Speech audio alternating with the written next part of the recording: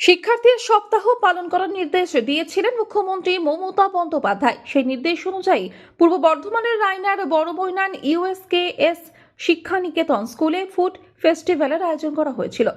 সেই ফুড ফেস্টিভ্যালকে কেন্দ্র করে স্কুলের ছাত্রছাত্রীরা সকলেই অংশগ্রহণ করে।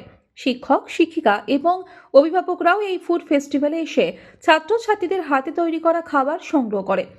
স্কুল ছাত্রছাত্রীরা এই ফুড ফেস্টিভ্যালকে কেন্দ্র করে বিভিন্ন রকমের সুস্বাদু খাবার বানিয়ে পরিবেশন করেন। হঠাৎ করে যে প্রোগ্রাম, এই প্রোগ্রামে যে সমস্ত ছোট ছোট ছেলেমেয়েরা এসে একটা সুন্দর অনুষ্ঠানের মতো করে এটা পরিচালনা করছে, এটাতে আমি খুবই খুশি। আগামী দিনে চাইবো এটা যাতে আরও বড় হয়, সেটুকুই বলবো। এবং মাস্টার দিকে এর জন্য আমি অভিনন্দন জানাই। মাননীয় প্রেসিডেন্ট শ্রী তনয় কুমার পান মহাশয় বক্তব্যের জন্য ওনাকে ধন্যবাদ জানাই।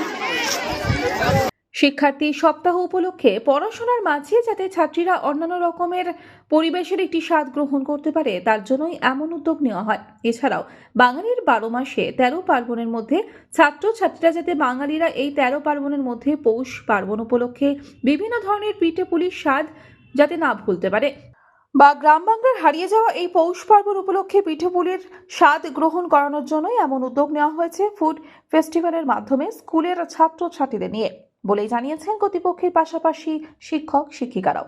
এসআই স্যার বললেন যে আপনার স্কুলে একটু ভালো করে ফুড ফেস্টিভ্যালের আয়োজন করুন। বিষয়টা সম্পর্কে আমি স্যারের কাছেই জানলাম প্রথম, ভালো লাগলো বেশ কনসেপ্টটা আমার।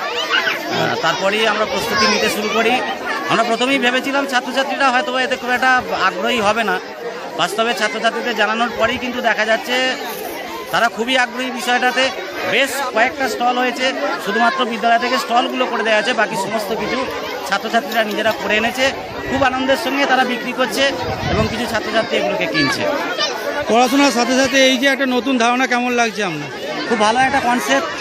এই যে উৎসবের আবহাওয়ার সাথে সাথে তার সঙ্গে পড়াশোনা, জয়ফুল লার্নিংয়ের যে ব্যাপারটা, এখান থেকে বেশ ভালো আমরা বুঝতে পারছি। ছেলেরা বাস্তবিকই এগুলো চায় মাঝে মাঝে, পড়াশোনার একঘেয়েমির মাঝে মাঝে যদি এগুলো হয়।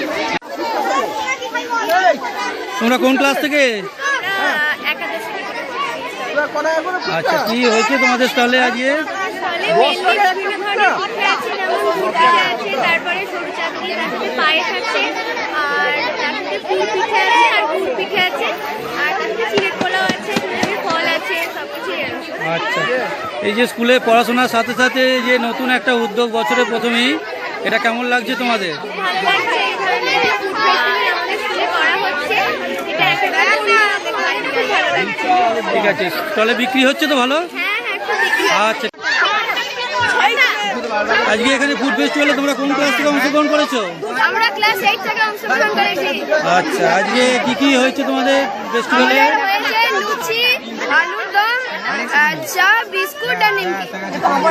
স্কুলে পড়াশোনা তার সাথে সাথে এই যে ফুড ফেস্টিভ্যাল বছরের প্রথমেই শুরুতেই নতুন বছরে, কেমন তোমাদের অনুভূতি কেমন হচ্ছে? আমাদের অনুভূতি ভালোই হচ্ছে। এইসব করে আমাদের সারা বছরে পড়ার মনও বসবে, যাতে আরো পরের বছরে হয়, তার জন্য আমরা থাকবো। রায়না থেকে কৃষ্ণ সাহা রিপোর্ট, আনন্দ বার্তা।